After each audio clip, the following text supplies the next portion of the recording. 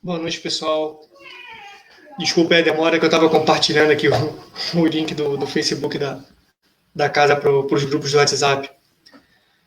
Hoje a gente vai ter um tema, vai ter o nosso companheiro de Nilópolis, né, o João Menezes, que irá fazer a palestra da noite. E para abrir aqui a live, eu vou ler uma página do momentoespírita.com, que vocês devem conhecer, que é um site muito interessante, muito legal, que tem várias páginas com quase todos os temas que a gente conhece aí. Então, vamos ler a página. Você já pensou sobre qual o objetivo da família na Terra? Afinal de contas, por que existe a família? Se Deus, que é o Criador de todas as coisas, criou a necessidade da vida em família, é porque ela tem uma finalidade importante para o progresso do espírito. Vamos encontrar a resposta para essa questão dos ensinamentos do maior sábio de todos os tempos. Jesus recomendou que devemos amar o próximo como a nós mesmos. Assim, a família é essa escola onde podemos aprender a amar umas poucas pessoas para um dia amar a humanidade inteira. Deus, que é a inteligência suprema, sabe que no estágio evolutivo em que se encontra, o homem é incapaz de amar todos os seres humanos como a si mesmo. Por essa razão, ele distribui as pessoas nessas pequenas escolas chamadas lares, para que aprendam a amar ao próximo mais próximo. É assim que, em nossas múltiplas existências, vamos aprendendo o amor nas suas diversas facetas. O amor de mãe para filho, de filho para mãe, de irmão para irmão, de avô para neto, de neto para avô, de tio para sobrinho, de sobrinho para tio, de esposo para esposa e assim por diante. E quando conseguimos amar verdadeiramente um filho, por exemplo, nosso coração se enternece também pelos filhos alheios. Quando desenvolvemos profundo amor por uma avó ou pelos pais, toda vez que uma velhinha ou velhinho cruza nosso caminho, sentiremos algum carinho, porque nos lembramos de nossos queridos velhos. Assim, o laço de afeto vão se formando aos poucos para que um dia possam se estender por toda a grande família humana. Considerando-se ainda a lei da reencarnação, ou seja, das várias existências no corpo físico, vamos solidificando esses laços de afetividade com o maior número de espíritos que nascem sob o mesmo teto que nós. Dessa forma, nossa família espiritual se amplia e os laços de bem-querer se solidificam a cada nova possibilidade de convívio. Podemos constatar essa realidade no amor que nutrimos pelos amigos, que não fazem parte da parentela corporal, mas com os quais temos laços solidários de afeição. Se o amor ao próximo é a lei da vida, teremos mais cedo ou mais tarde que aprender esse amor. E nada mais lógico do que começar pelos familiares, que a sabedoria das leis divinas reuniu no mesmo lar. Portanto, viver em família é um grande desafio e, ao mesmo tempo, um importante aprendizado, pois o convívio diário nos dá a oportunidade de limar as arestas com aqueles que, porventura, tenhamos alguma diferença. Nascendo no mesmo reduto familiar, é mais fácil superar as desafeições, pois os laços de sangue ainda se constituem num ponto forte a favor da tolerância e da convivência pacífica. É por essa razão que existe a família, para que aprendamos a nos amar como verdadeiros irmãos, filhos do mesmo Criador. Olhando a humanidade como uma grande família, todas as barreiras que separam os povos caem por terra, pois num outro país, numa outra raça, numa outra religião, pode estar alguém que já foi nosso parente consanguíneo ou nosso grande amigo numa existência física passada. Assim, se você entender que isso tudo faz sentido, comece a ver as pessoas que cruzam o seu caminho com outros olhos, com olhos de quem entende a recomendação do Cristo. Ame ao próximo como a si mesmo. Pense nisso. Redação do Momento Espírita. Vamos elevar nosso pensamento a Deus nesse momento, rogando que Jesus, que os benfeitores espirituais da nossa casa possam nos amparar, possa amparar o nosso companheiro que irá fazer a explanação, que ele possa ser envolvido pelo anjo guardião, seu anjo guardião, para nos trazer os ensinamentos necessários e aquilo que devemos aprender na noite de hoje. Fique conosco, mestre amado, hoje e sempre. Graças a Deus. Dá uma boa noite aqui para o amigo João Menezes. Ele vai ter um tema hoje, Zé. O tema hoje é super simples, regenerando as relações familiares. E se o inimigo mora com você? Bom, eu não vou falar nada, deixa ele aí, vou passar a palavra para ele. Boa sorte, seja bem-vindo, João. Obrigado, Sander. Obrigado a todos que estão conosco nessa reunião, né? E vamos falar um pouquinho sobre de onde surgiu esse tema, né? Em que cilada que eu fui me meter. Confesso que eu estou um pouco nervoso para falar dele, né?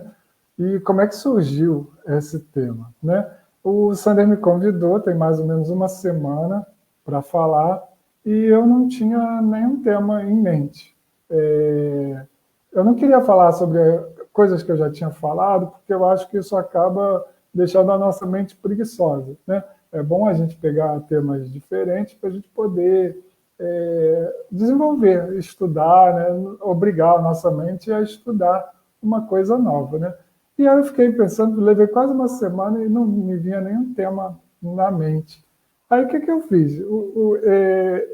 O Marlon, como sempre, me mandou as divulgações das lives do 11º Seu, de Mesquita, né? Que tem sempre temas muito interessantes. E eu sei que normalmente sai da cabeça do Marlon. Então eu fiz uma brincadeira com ele. Marlon, me dá um tema aí para eu falar lá na reunião do Bezerra, né? E ele demorou um pouquinho para pensar e veio com esse tema, né? Regenerando as relações familiares. E se o inimigo mora com você? Aí eu falei, caramba, eu nunca pensei de falar sobre um tema desse. Realmente é bastante difícil, foge de tudo aquilo que a gente vinha trabalhando, né? A gente sempre gosta de trabalhar uma linguagem positiva, de amor ao próximo, né? E vem esse tema que traz uma realidade que a gente não pode fugir, que é a questão da violência doméstica, né? Então, como é que a gente vai trabalhar isso, né? Mexe com o nosso âmago, com o nosso interior. É uma coisa que remove a gente por dentro, né? Então, a gente teve que trabalhar um pouquinho o nosso interior, a nossa calma, para poder tentar estudar, ver o que o Evangelho nos traz sobre esse tema, o que o Espiritismo pode nos ajudar a compreender e a agir com relação a isso, tá? Então, eu peço muita compreensão de vocês e até as orações de vocês para que nos ajude com esse tema, que é um tema, digamos, espinhoso para a gente tratar, né? Mas que é necessário, e eu agradeço ao Marlon a oportunidade de trazer esse tema para uma reunião pública. Tá? Vamos tentar trazer ele de maneira leve, de maneira serena, para que a gente possa ter uma noite tranquila também, já que a reunião está acontecendo um pouquinho antes da nossa hora de dormir, né? E é bom que a gente tenha a nossa mente, o nosso espírito serenado para esse momento que antecede o sono, né? Então, tá aí, vocês já sabem de onde surgiu o tema, e quem participa das nossas reuniões do Centro Espírita Amor e Fraternidade, que acontece também pelo Facebook, o CEAF Nilópolis, né? @CEAF Nilópolis, as pessoas sabem que a gente gosta muito da interação através do chat, né? E a gente lança perguntas para que as pessoas possam participar também. Então, eu gostaria de já lançar uma pergunta para que vocês pudessem pensar conosco esse tema. A pergunta é a seguinte: em briga de marido e mulher, ninguém mete a colher? E aí, o que a gente tem a dizer com relação a isso? Existe um ditado que diz, né? Em briga de marido e mulher, ninguém mete a colher. Mas vamos colocar um ponto de interrogação no final dessa frase? Em briga de marido e mulher, ninguém mete a colher? O que vocês acham? Vão pensando aí, vão nos ajudando, tá? Recentemente, um amigo meu lá de Brasília, a gente conversando por um chat também, por uma reunião aqui pelo computador, ele falou uma coisa bastante interessante, né? Ele disse assim, João, estava eu e Jane, né? João e Jane, a melhor coisa dessa pandemia, sabe qual é? É a gente poder ficar o tempo inteiro em família. Eu pensei, nossa, que bonito, né? E ele falou assim, e ele completou falando assim para mim, mas sabe qual é a pior coisa dessa pandemia? É a gente ficar o tempo inteiro em família. E realmente, né? Aquilo que pode ser muito bom pode ser também muito ruim. né? Para nós que somos os otimistas incuráveis, como eu, né, se tem mais alguém otimista incurável aqui nos assistindo, coloque um eu aí também no chat para a gente saber, né, que não estamos sozinhos. Mas nós que somos otimistas, quando começou essa questão da pandemia, do isolamento, a gente achava assim, né, nossa, que bom, a gente vai ter mais tempo para repensar a nossa vida, para repensar as nossas relações familiares, e vamos construir novas relações, né? Vamos sair fortalecidos, a família vai sair fortalecida dessa pandemia, né? dessa experiência. Mas vieram as estatísticas, né? Sempre as estatísticas. Né? E o que elas mostraram para a gente? Aumentaram os casos de alcoolismo, de abuso de substâncias, né, lícitas ou ilícitas, e aumentou o índice de violência doméstica. Pois é, né? Então, a pandemia não era tão cor-de-rosa assim, do ponto de vista da restauração, da regeneração dos laços de família, como nos foi colocado, né? Então, nos alertou, chamou atenção aos nossos olhos essa realidade. O isolamento estava aumentando os casos de violência doméstica e era preciso que a gente parasse para pensar no que estava causando isso, que são muitos fatores, né? O estresse, a ameaça do desemprego, o próprio convívio permanente, 24 horas por dia, que também traz os seus atritos, né? Porque quando a pessoa sai cada um para o seu emprego, aquilo funciona como uma válvula de escape, a pessoa tem a possibilidade de estar com os colegas, de estar com outros relacionamentos, né? Dá um alívio naquelas tensões que às vezes estão ali só começando e que quando a gente volta para casa já aliviou um pouquinho, né? Mas quando a gente está 24 horas por dia, a situação fica mais delicada. Então, tem vários fatores que vão influenciar nessa questão da violência doméstica provocada por esse convívio constante, né? Mas aí a gente vai recorrer ao Evangelho segundo o Espiritismo, né? Nós estamos numa reunião espírita, então não podemos falar simplesmente do ponto de vista sociológico, temos que trazer para a nossa doutrina para entender o que podemos linkar do Espiritismo com o que está acontecendo nos nossos dias. E a gente vai lá para o capítulo 9 do Evangelho segundo o Espiritismo, que tem como título Bem-aventurados os que são brandos e pacíficos. Tá? Capítulo 9. E tem um item dele chamado a afabilidade e a doçura, já nas instruções dos Espíritos. É uma mensagem de Lázaro, ditada em Paris em 1861, que nós vamos ler para tentar conectar o que traz o Evangelho com o que está acontecendo nos dias de hoje. A gente vai ver que tem muito a ver. Né? A benevolência para com os seus semelhantes, fruto do amor ao próximo, produz a afabilidade e a doçura, que lhes são as formas de manifestar-se. Né? Benevolência é aquela vontade que a gente tem de ser bom, de fazer o bem. Né? E ela faz com que a gente seja afável e seja doce, que a gente haja com indulgência, que, como diz César Reis, é tornar-se doce por dentro. Né? Então, essas são as formas da benevolência se manifestar. Entretanto, diz Lázaro, nem sempre há que se fiar nas aparências. A educação e a frequentação do mundo, né, a frequentação dos lugares, da sociedade, podem dar ao homem o verniz dessas qualidades. Quantos há cuja fingida bonomia, bondade, não passa de máscara para o exterior, de uma roupagem cujo talhe primoroso dissimula as deformidades interiores, né? Então, quantas pessoas não parecem boas no trabalho, na sociedade, no clube, né, quando, na verdade, estão ocultando as suas defeitos, né, seus desvios de caráter. Né? O mundo está cheio destas criaturas que têm nos lábios o sorriso e no coração o veneno, que são brandas desde que nada as agaste, que nada as amole, né? Mas que mordem a menor contrariedade, cuja língua, de ouro quando falam pela frente, se muda em dardo peçonhento quando estão por detrás. Olha aí a falsidade, né? Aquelas pessoas que são boazinhas no centro espírita, no trabalho, mas em casa são os tiranos, né? Aí tem até aquela brincadeira da mulher, vou me mudar para o centro espírita, porque lá o meu marido é sempre bonzinho, sempre trabalha, sempre ajuda todo mundo, em casa é outra pessoa, né? Não faz nada, maltrata, agride, e aí a gente começa a conhecer as pessoas, né?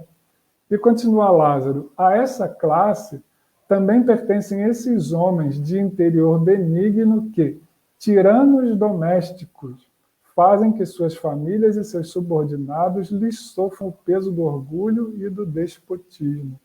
Tiranos domésticos. Olha o termo que Lázaro coloca para a gente, né?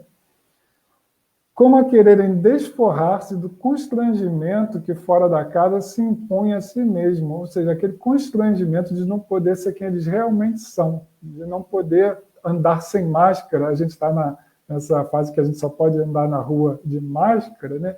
Mas há quantos anos na vida nós não andamos de máscara? Só que não com essa máscara do combate ao vírus, né? Mas a máscara do verniz da sociedade, a máscara de bonzinho que a gente coloca na rua, né? E aí essas pessoas se sentem constrangidas de usar essa máscara em casa. Quando elas tiram, elas vão à forra com os seus entes familiares. Não se atrevendo a usar de autoridade para com os estranhos, que os chamariam à ordem, ou seja, os chamariam ao seu devido lugar, acham que pelo menos devem fazer-se temidos daqueles que lhe não podem resistir, ou seja, os mais fracos, as crianças, os filhos, né, a esposa, muitas vezes, envaidecem-se de poder dizer: aqui em casa eu mando e sou obedecido, sem lhes ocorrer que poderiam acrescentar: e sou detestado. Né? Ninguém é obedecido à força sem que não haja uma repulsa natural daquela pessoa que está obedecendo. Então não basta que dos lábios mandem leite e mel, se o coração de modo algum lhes está associado. Só há hipocrisia. Aquele cuja afabilidade e doçura não são tingidas, nunca se desmente. É o mesmo, tanto em sociedade como na intimidade. Esse, ao demais, sabe que, se pelas aparências consegue enganar aos homens, a Deus ninguém engana. Então está lá no Evangelho, gente, segundo o Espiritismo, essa mensagem de Lázaro, que já traz para a gente, em 1861, os tiranos domésticos, que são exatamente aqueles que vão provocar a violência doméstica. Né? São pessoas que, perante a sociedade, aparentam ser boas, aparentam ser pessoas normais, entre aspas, né? Mas que na intimidade se mostram como realmente são. E aí vão causar esses transtornos que a gente tem, infelizmente, visto aumentar nos dias de hoje. E aí Marco Prisco, espírito, através da mediunidade de Valdo Franco, trouxe para a gente uma mensagem chamada Seja Compreensivo, que nós vamos ler, ela é pequenininha também, e ela diz assim, ó: não se esqueça de usar a bondade em circunstância nenhuma de sua vida. Falando para todos nós agora, tá? Vença a violência antes que ela o deixe vencido.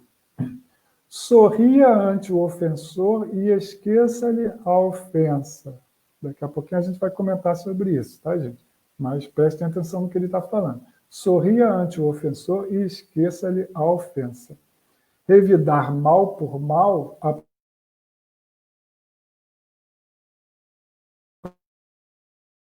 determina na sua natureza. Faz. Recorra à oração quando as coisas se apresentarem diferentes do que você espera. Infeliz, realmente, é todo aquele que acredite ser hoje o tempo único, buscando resolver agora o que só mais tarde será solucionado naturalmente. Então, muitas vezes a gente tem que dar tempo ao tempo, tá? E esperar, e orar para que as coisas melhorem. Nem sempre, como a gente vai ver daqui a pouco, tá? Não duvide da justiça divina, apenas porque não consegue a entender na precipitação dos seus raciocínios apaixonados. Você não é o único que tem problemas no mundo. Todos nós temos, né? Estamos aqui para aprender uns com os outros. O maior problema da atualidade é o homem em si mesmo, o ser humano. Tá? O homem aqui é a espécie humana. E somente quanto este se volte para os valores mais altos da vida se equacionará. Não transfira, portanto, para os outros a responsabilidade do que sucede de errado ou desagradável. Você é filho de Deus. E, como afirmou Jesus, nenhuma das criaturas que o Pai lhe confiou, ele deixaria perder-se. Essa mensagem nós temos que ter em nossos corações. Né? Nenhuma ovelha vai se desgarrar do rebanho. Deus, que é o nosso pastor maior, Jesus, o bom pastor também, eles querem todo o rebanho reunido, né? E nós fazemos parte desse rebanho. Então, nós não seremos deixados para trás. Nesse sentido, é que nós temos que saber dar tempo ao tempo, mas não sem agir, que é o que a gente vai ver daqui a pouco, tá? Acalme-se e avance com luz, com a luz da consciência tranquila, sem se intentar fazer da sua claridade uma chama pronta a arder em volta, provocando devastação. Ou seja, sem buscar a vingança, sem buscar combater a violência com violência. Tá? Então, aqui fala um pouco daquela serenidade que a gente tem, de não revidar o mal com o mal, mas quando ele fala sorrir diante o ofensor e esquecer a ofensa, isso também tem que ter um limite, tá, gente? E é aí que vem a questão da violência doméstica. A gente saber tratar o nosso limite e saber se fazer respeitado, né? Não ficar sendo sempre agastado, como a palavra que usa na mensagem do Evangelho, né? Mas saber fazer com que o ofensor entenda que ele está provocando mal. Isso é ruim para nós, que estamos sendo ofendidos e muitas vezes agredidos, e está fazendo mal para ele também. Né? Então, nós temos, sim, o nosso dever de dar um basta nessa situação. Tá, gente? E esse é o ponto importante que nós temos a trazer na noite de hoje. Quando que nós devemos dar esse basta para que essa violência não avance, ou se ela já avançou, como buscar ajuda, que é o que a gente vai ver. Né?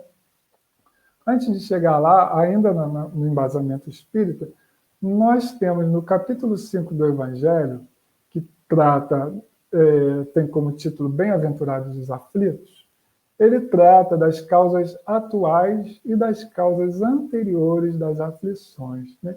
E o que ele vai mostrar para a gente? Que muito daquilo que a gente sofre hoje é decorrência ou do que a gente fez de errado nesta encarnação mesmo, né? Estamos consertando ou sofrendo dos erros que nós cometemos, ou se não, de encarnações passadas. Né?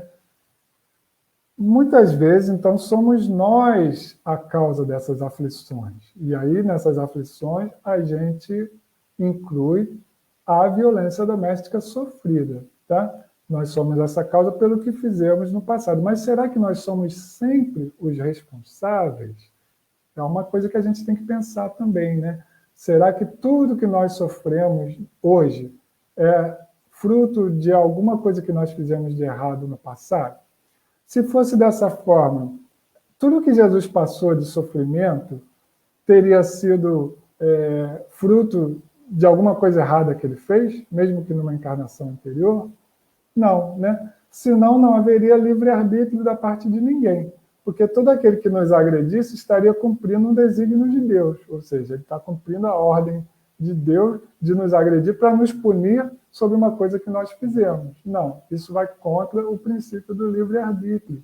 Então, existem casos também que nós sofremos injustamente. E aí é necessário que a gente faça não só a gente entender essa realidade, mas tentar que o outro também entenda, né? E que aquele sofrimento que ele está gerando, o agressor ou a agressora, né, não vai causar para ele, no futuro também, um acerto de contas, uma necessidade de sofrimento. Então, por isso também nós temos que dar o basta nas agressões, para que essa pessoa que hoje é a agressora não se torne no futuro alguém que vá precisar de uma reparação, né, que muitas vezes será dolorosa, né? Mas nem tudo que nós estamos passando a gente pode colocar nas costas da pessoa que está sofrendo a agressão, né? Senão a gente passa a se tornar carrasco da pessoa que, na verdade, é a vítima, né? E a gente vai ver uma pessoa pedindo ajuda, pedindo socorro, a gente vai falar, está passando por isso porque merece, né? Não, ninguém merece ser agredido, ninguém merece ser maltratado, ninguém merece sofrer dentro de casa, nenhum tipo de agressão, seja física, seja material mesmo, né? Ou seja, verbal, através de palavras, né? A gente não deve aceitar nenhum tipo de agressão, né? Então, como agir?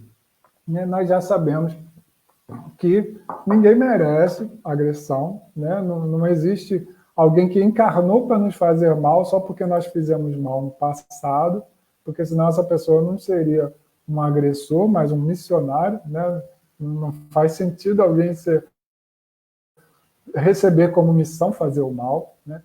Então, a gente não pode encarar a pessoa que está sendo agredida como alguém que merece agressão. Não existe quem mereça sofrer uma agressão. E aí, como que a gente age? E aí nós trouxemos aqui um material não espírita, mas que nos dá alguns subsídios para isso, que é uma cartilha feita pelo Ministério Público de São Paulo, chamada Namoro Legal. E essa cartilha, ela é interessante porque ela faz com que a gente identifique e saiba agir quando a gente comece a detectar esse relacionamento abusivo, que às vezes no começo é só um comportamento sutil, mas que muitas vezes vai levar àquela violência doméstica no futuro. Então, se a gente puder, no presente, identificar os indícios desse comportamento abusivo, a gente pode evitar transtornos maiores lá na frente, né?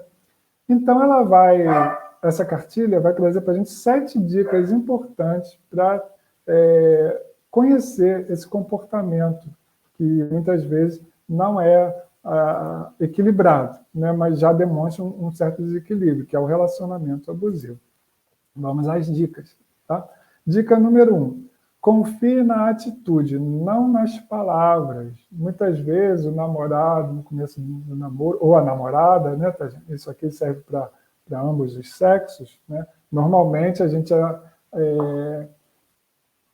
identifica ou relaciona o agressor como homem e a vítima como mulher, né? Mas esses papéis podem se alterar também, tá? Ou o agredido pode ser uma criança, né? E a agressora ser a mãe, existem vários casos. Então, a pessoa que agride, muitas vezes ela fala palavras bonitas no começo do relacionamento, né? Chama de princesa, de amor e tudo, mas será que a atitude dessa pessoa está de acordo com essas palavras, né? Então, abra o olho, são as atitudes que mostram quem a pessoa é de verdade. Mesmo que a pessoa diga coisas lindas, o que ela faz é que pode causar um grande mal em sua vida. Lembre-se sempre, críticas devem ser construtivas e isoladas, pois se elas forem constantes, geram insegurança e atingem a sua autoestima.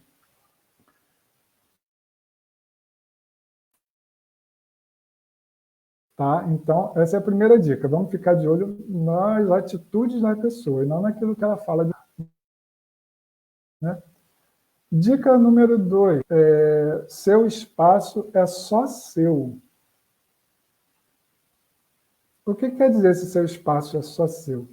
a gente não deve se anular pela pessoa que a gente ama, né? A gente deve ter o nosso espaço, ter as coisas que são importantes para nós e manter essas coisas, né? Quando a pessoa começa a pedir que a gente se afaste dos nossos amigos, né, da nossa família, do nosso trabalho, isso já começa a ser um indício de uma relação abusiva. Então, o que a cartilha sugere aqui? A gente fazer uma lista daquelas coisas que são importantes para nós, independente daquela pessoa amada, né? Quais são as pessoas importantes da minha família? Quais são os meus amigos importantes? O que eu gosto de fazer no meu tempo livre? Qual é o meu lugar preferido em que eu gosto de estar? Onde eu me sinto mais feliz? Se eu estou nervoso, o que me acalma? Em que eu me destaco no trabalho ou na escola? Né? Qual é a minha maior qualidade?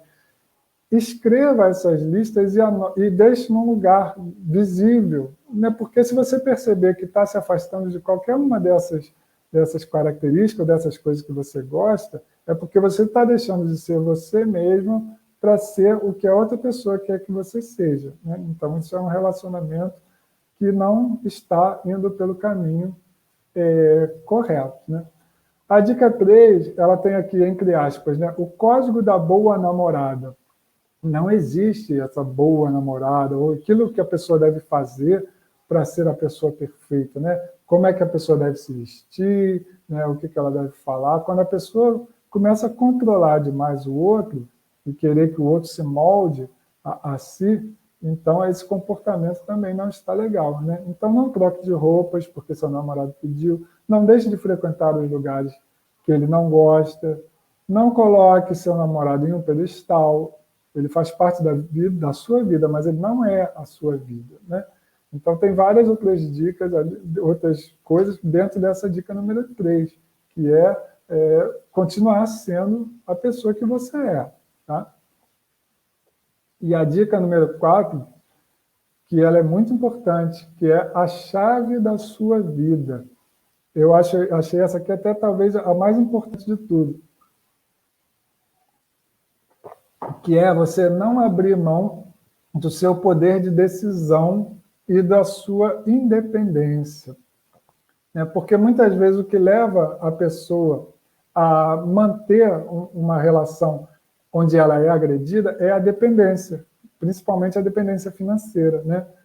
A mulher que deixa de trabalhar para tomar conta do lar, do marido, ela acaba se sujeitando a coisas que são ruins para ela, porque ela sente que ela não tem para onde ir, né? Não tem como sobreviver sem aquele marido, né? Então ela acaba se sujeitando a situações que ela não se sujeitaria se ela, pelo menos, vislumbrasse uma forma de independência, né? Mesmo que ela decida parar de trabalhar para cuidar dos filhos e que isso seja importante, que isso faça sentido para ela, tá? Porque também a mulher pode se realizar cuidando dos filhos, mas ela tem que saber que no momento em que ela precisar, ela tem ao que recorrer, né? Uma fonte de renda, um parente que possa lhe abrigar, os pais ainda, né? Que se ela precisar sair de casa, ela tem para onde ir, né? Não mudar de estado, de país, por causa de um homem que a gente considera o príncipe encantado,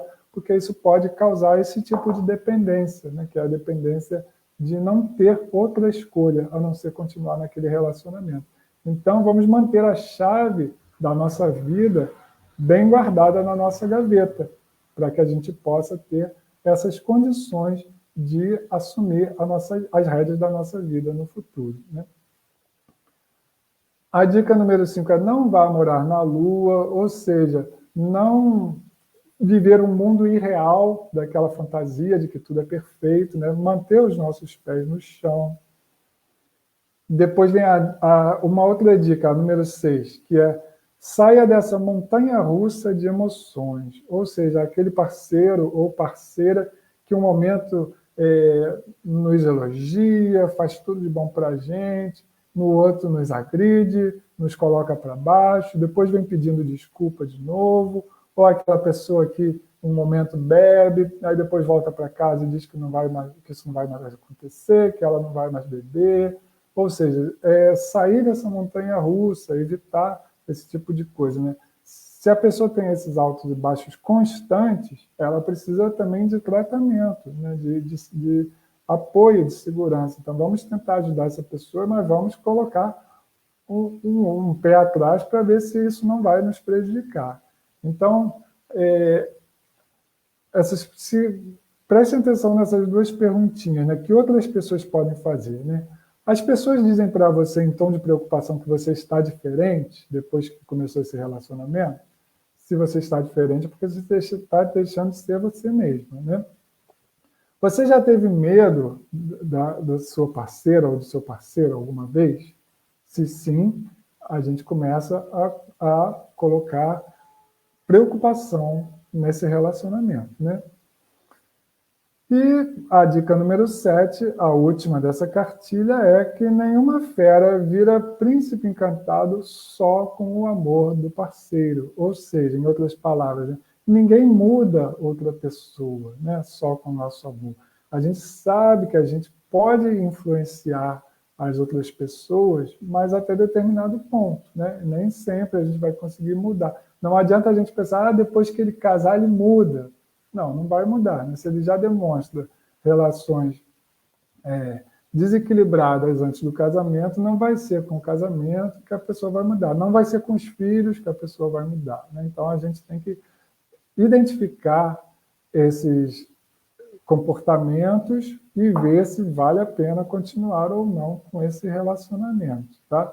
Então, quem quiser ver mais detalhes dessa cartilha, chama Namoro Legal, é possível achar na internet, e é do Ministério Público de São Paulo. Tá? E, como eu falei, ela serve para identificar esses comportamentos abusivos no começo do relacionamento. Né? Mas e se essa fase de precaução já passou? E agora nós temos o problema de fato acontecendo, né? Principalmente agora nessa fase de isolamento, de pandemia. Como agir? Né? O que fazer? E aí nós temos duas situações, se nós estamos dentro do problema, ou se nós somos a própria vítima do problema, né? Ou se nós estamos fora do problema. Tá? Então, dentro do problema, o que fazer? Né? O Ministério dos Direitos Humanos está atento a essa questão desde que começou, tá? A nossa ministra Damares Alves, uma pessoa muito criticada e pouco conhecida, de fato, né? Mas que a gente sabe das boas intenções que ela tem, principalmente da preocupação que ela tem com relação à mulher, com relação à violência doméstica, da qual ela já foi vítima. Então, o Ministério dos Direitos Humanos, junto com o Ministério da Justiça, já tomou algumas medidas com relação a isso. Né? Existem 2 telefones que já existiam antes, que devem ser utilizados neste caso. É o 190 para casos de emergência policial, ou seja, se a agressão estiver sendo realizada naquele momento, e aí o 190 é para acionar direto a polícia, né, para agir na hora, e o Disque 180, que é o da gente fazer a denúncia, né? É o Disque Denúncia. Então, se a gente tem esse relacionamento abusivo em casa, vamos procurar um momento que a gente esteja sozinho para buscar esse Disque 180, o Disque Denúncia, para relatar o nosso problema, para que ele seja corrigido a tempo, né? Que ele seja apurado e que a gente possa ter alguém a mais nos ajudando. Né? Existe até um aplicativo chamado Direitos Humanos, que pode ser instalado no celular. Inclusive, esse aplicativo ele pode ser utilizado por pessoas que se comunicam em Libras, né? Ele tem essa característica bastante interessante, porque como é que uma pessoa que não fala, que é muda, vai ligar para o 180, né? Então, ela tem um aplicativo em que ela pode se comunicar por sinais, e ela vai ter uma pessoa do outro lado, que é intérprete de Libras também, para lhe ajudar. Né? Até a Damares, numa live que ela participou, logo no começo do isolamento, ela apresentou uma situação real de uma pessoa que morava num prédio e estava sofrendo violência doméstica. O que ela fez? Ela pegou uma toalha, branca, escreveu SOS com batom e o número do apartamento dela e jogou pela janela essa toalha, né? Um vizinho lá embaixo passando achou a toalha, né? Viu a mensagem, chamou a polícia e a polícia esteve no apartamento e conseguiu prender em flagrante o agressor. Então, a gente não deve ter medo de pedir ajuda, tá? Deve tomar os devidos cuidados para que o agressor não perceba que estamos pedindo essa ajuda, mas também não devemos sofrer calados, devemos sempre buscar o apoio, tá, gente? E outra campanha que tem sido veiculada também é a das farmácias. Se a pessoa tem condições de sair na rua, de ir até uma farmácia, fazer um X na sua mão, com batom, com caneta, com qualquer coisa, e mostrar no balcão da farmácia, né? As farmácias, muitas farmácias estão sendo capacitadas para atender, para reconhecer esse sinal e dar o devido atendimento, tá? Que seja levar essa pessoa para uma sala isolada ou ligar para uma polícia ou para um socorro, mas que essa pessoa tenha essas formas de buscar ajuda, né? E se somos nós os terceiros, ou seja, se nós estamos fora do problema, né? Nós devemos exercitar a vigilância solidária, tá? Nós vivemos num mundo de muito isolamento, e não é por causa da pandemia, é por causa do nosso egoísmo, que vinha de muito antes dessa situação da pandemia, né? Nós nos isolamos dentro da nossa casa. Se está tudo bem dentro do nosso lar, não importa o que aconteça no lar, do lado do meu, né? E aí volta a pergunta que nós colocamos lá no começo. Em briga de marido e mulher, ninguém mete a colher? Ou seja, se eu estou escutando aqui do lado da minha casa uma discussão de casal, eu devo ficar sem fazer nada, devo só orar, devo ficar mais ligado para ver se essa discussão não evolui para uma agressão física, ou devo logo comunicar a alguma autoridade, ou juntar um número maior de vizinhos para tentar fazer alguma coisa. Vamos buscar essa vigilância solidária de uns aos outros, ou seja, estar sempre com os ouvidos e olhos atentos para os sinais que as outras pessoas vêm nos trazer, mesmo que sejam sinais não verbais, uma mudança de comportamento, um olhar de medo, né? Um pedido de ajuda sem palavras. Vamos ficar sensíveis a esses sinais, a essas necessidades do nosso próximo ou da nossa próxima, para que a gente tenha condições de atuar e diminuir essa estatística triste do isolamento, que é o aumento do número de casos de agressão, de violência doméstica, né? Então, eu gostaria de saber se tem algum comentário. Eu não estou vendo aqui na minha tela, não sei se ninguém comentou, ou se é porque o programa não está mostrando, tá, gente? Então, eu não sei se o Sander vai voltar agora, mas eu gostaria um pouquinho da participação de vocês. Se vocês concordam com o que eu falei, se vocês têm alguma coisa a acrescentar, para que a gente torne esse papo mais produtivo, pela importância que ele tem, tá, gente? O Sander está voltando aí. Eu comentei na semana passada, retrasada, foi semana passada com o Ailton, que ele falou sobre ecologia, e eu repito hoje o que eu comentei. A gente, no movimento espírita, a gente não falava sobre determinados assuntos. E nesse momento agora, de lives, esses assuntos estão vindo à tona, né, nas palestras. E esse que você trouxe é um deles. Porque a gente acha que a gente é espírita, a gente não pode fazer nada, a gente não tem que cuidar do meio ambiente, que foi a palestra do Ailton, que a gente não tem que se meter em briga de marido e mulher, que nem você falou. Então é importante a gente ter esse posicionamento e quando retornar ao normal, a gente continuar com esses temas, que esses temas do cotidiano é onde a gente traz o Evangelho de Jesus para o nosso dia a dia. Por isso que eu achei mais importante disso, porque a gente tinha muito assim, receio, não vamos falar disso ou daquilo, porque pode... Não, a gente tem que falar desses temas. Isso é importante. Ó, tivemos a Nilza Maria mandou boa noite, Jurema Rodrigues, Yara Malvão, Fernando Henrique, vamos lá. Deixa eu ver aqui. Sheila Paiva, Gilceia, Jouber Batista, botou boa noite, meu amigo João. Lá de Brasília. Nossa. O pessoal está com receio de falar do tema, mas tudo bem. A Jurema mandou uma mensagem logo no início, e eu entendo que foi no início porque eu vi a hora aqui, dizendo assim: o copo com água recomendado pelo saudoso Chico Xavier cai bem, treinando a paciência. Verdade. O Antônio Bispo botou boa noite também, a Jurema botou plenamente, de acordo com o que você falou. Então, o pessoal acho que não quer se envolver na polêmica não, João. Pois é, né? Tema, como eu coloquei lá no meu Facebook, tema cascudo que me deram, né?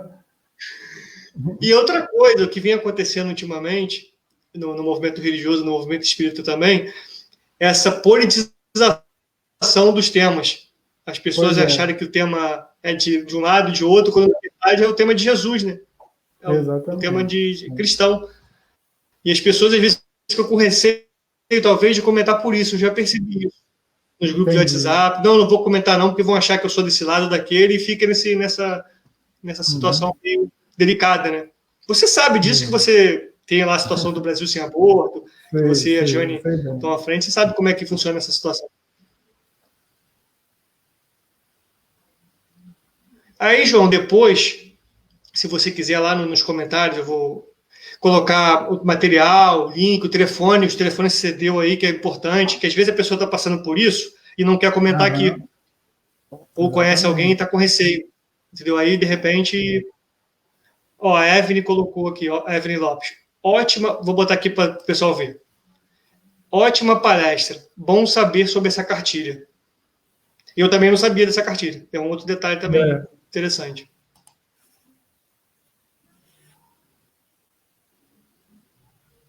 Aí, se você quiser comentar também mais sobre a cartilha, quiser falar alguma coisa, você pode fechar aí seu comentário. Essa cartilha eu recebi em algum grupo de WhatsApp, que eu não lembro exatamente qual, né? Mas eu acredito que ela seja fácil de achar na internet, né? Botando lá Namoro Legal, MPSP, Ministério Público de São Paulo, vai ter essas dicas. Ela tem uma linguagem bem assim para adolescente, né? Uma linguagem simples, porque é bom que desde cedo a pessoa aprenda a identificar um relacionamento abusivo, né? E os telefones que a gente deu são o 180 e o 190. 180 é o disco denúncia e o 190 é a emergência policial. Tá? Isso que você tocou agora também é importante, a educação.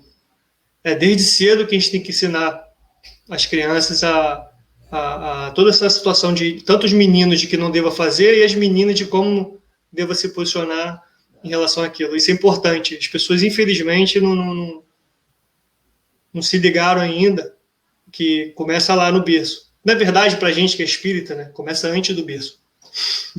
Tem que começar a conversar com o espírito antes de... a Neuza Armani também colocou ótima palestra.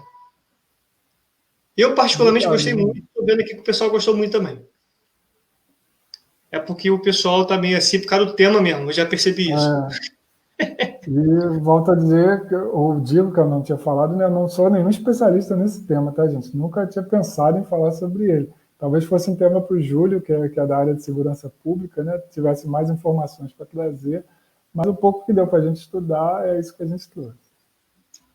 João, mais uma vez, obrigado por tudo. Pelo convite, por trazer esse tema tão importante para a gente.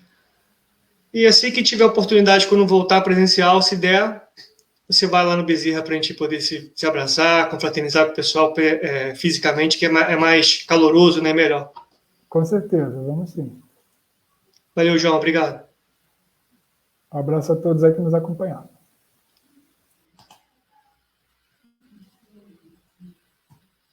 Então, gente, vamos fechando por aqui, agradecendo a Jesus, o nosso mestre querido, o envolvimento, o amparo da noite, e que possamos ter uma semana tranquila, paz e harmonia.